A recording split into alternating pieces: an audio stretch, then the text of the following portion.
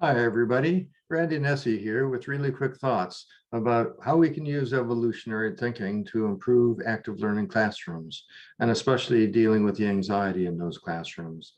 First of all, can't we all welcome active learning instead of just sitting there like bumps on a log while someone talks at us and we try to stay awake? We've all suffered through so many decades, really, of education, so-called, where we're just passive and trying to regurgitate what's told to us. So the movement to actually get students involved in active learning is just so incredibly welcome. For many people, this means getting students talking, and yes, that's a part of it. But it seems to me much more important is getting students engaged in trying to solve problems. And those of us in evolutionary medicine have a fabulous opportunity because we're dealing with lots of scientific questions and problems that we don't know the answers to. Trying to figure out exactly why wisdom teeth persist, why human birth is so difficult, why we all have so much anxiety, are questions that we are still struggling with.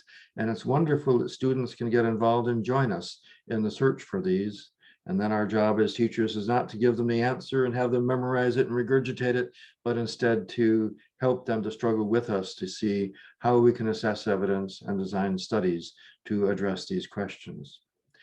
Getting back to the classroom and the anxiety it arouses, however, we also have something special to offer.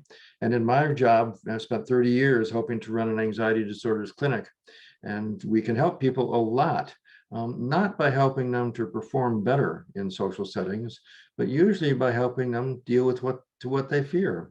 And what they fear is making mistakes. How do you deal with that fear? There's only one way.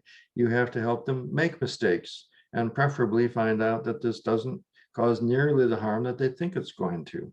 But there's a built-in reason why they think it's going to cause harm, and that is because what you say in a social setting can be devastating. One wrong word or glance or intonation can make everybody think that you think you're superior to them, or that you're criticizing somebody, or that you violate some social norm, or you reveal some hostile feelings you have towards someone.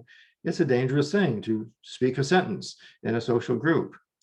So what can we do as teachers to deal with this?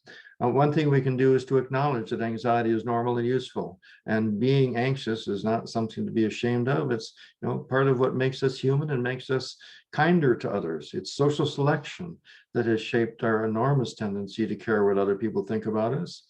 The people who get the best partners in life, social partners as well as sexual partners, do better than other people. And as a result, we've all been shaped to care just enormously about what other people think about us, and to try to act in ways that make us preferred as a partner. That means having a lot to offer, but it also means being generous and empathic and trying to pay attention to what other people are feeling. And it makes us quite a wonderful species, but it causes enormous anxiety. So what do we do about that in the classroom? In my classrooms, I try very hard to model making lots of mistakes early on and telling students why I'm doing that and joking about it with them, and then encouraging them early on in the semester to go ahead and make lots of mistakes and ask silly questions. I even have competitions to see who can ask the silliest question. And of course, it soon becomes obvious that the silliest questions are often the deepest questions. And it sets an entire culture for the classroom where active participation is not something that is risky. Of course, there's still enormous differences. And so we need to find ways of engaging those students who tend to be more shy than others. To do that, you can't call on them. That threatens everybody. And then they start thinking the whole classroom every minute about, am I going to be called on next? So they stop thinking. A much better way is to have people work in groups and have a random member of the group give the presentation and make it brief and make it a product of the whole group, so no one person has to take responsibility. And finally, if there are people who do have anxiety disorders that really do need treatment with cognitive behavioral therapy or other therapy or even medications, we can be very helpful for those people. But in the meanwhile, let's not pathologize everybody. Let's try to help create classrooms where making mistakes and asking silly questions is the norm, and it's safe to participate actively in a good classroom. Thanks.